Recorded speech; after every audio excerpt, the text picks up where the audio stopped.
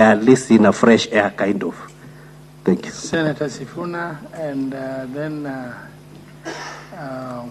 we want to take that break. Senator Sifuna. Chair, the co-chair from the National Assembly, I think now the basis of my mistrust has been confirmed, because you have made it clear, and at least I have understood you to mean, that the sole intention of the members of the National Assembly who are a part of this mediation is to use this mediation to blackmail the entire county government infrastructure so that you get what you want. When the Constitution under Article 96 talks about us as a Senate being representatives of the county governments and their interest, it doesn't mean that I am the legal representative of the county governments or their lawyers. We are not their lawyers. So I find it extremely disingenuous and very disrespectful for members of this committee to suggest that we can find a way to have a sitting with the county governors so that we force them to withdraw a case that they have filed under their constitutional right to question things in courts of law. So if indeed the entire reason for this mediation is so that the National Assembly can blackmail all of us so that they get what they want, then there is no reason for us to sit here. Honorable Chair, it has become extremely clear that the Division of Revenue now has been taken hostage by the National Assembly, and it will not be released until they get their RMLF money. The chair from the National Assembly doesn't want to mention a fund because he knows this is what they do every single time. The fund he has refused to mention is a CDF. Last time, because there was a court case, they used this process to manipulate and to blackmail all of us so that they get what they want. It is extremely unfair.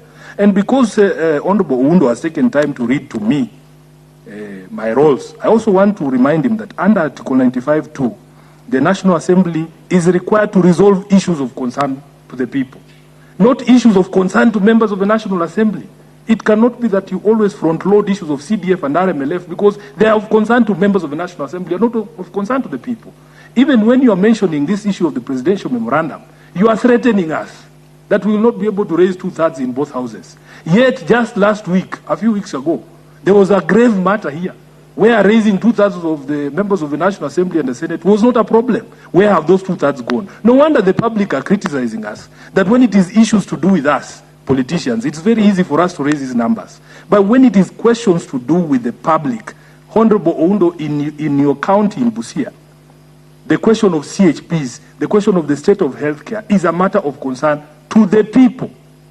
The question of water in Nairobi is a question of concern to the people.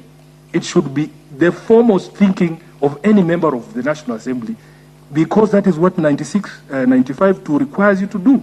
So, Chair, me, I was hoping, because the tone that had been taken, I have not finished. And you are in our chamber, you should also allow us to feel that we are playing from the home ground. This is our home ground. Honorable Chair, let me finish. We are a home ground, how do you know so? Chair, now I've even lost my train of thought. I had not finished, you know. So I had seen some light at the end of the tunnel from the presentation by Honorable Ochieng, that the issues were identified. Can we begin by being explained to, as a Senate, the thinking behind your amendment to Section 3 of the Act? Why is it, as a principle now, as members of Parliament, can Parliament take a position and say, this is going to be the principle going forward? If there's a shortfall in national revenue, who should bear that responsibility? So that next year and the year after that is not an issue. And we don't fight about that. Then we move progressively the way that he had listed those issues. He has said, and we had acknowledged, those of us from the Senate, that this issue of the RMLF is important to the members of the National Assembly. We had agreed that we will have to find a way to make a statement about that. How is that not enough, Honorable Oundo? As an assurance from you that we also consider this issue a big issue. But it is a personal issue. It's a personal issue to members of the National Assembly. It is not a matter that is personal to the people. So, Honorable,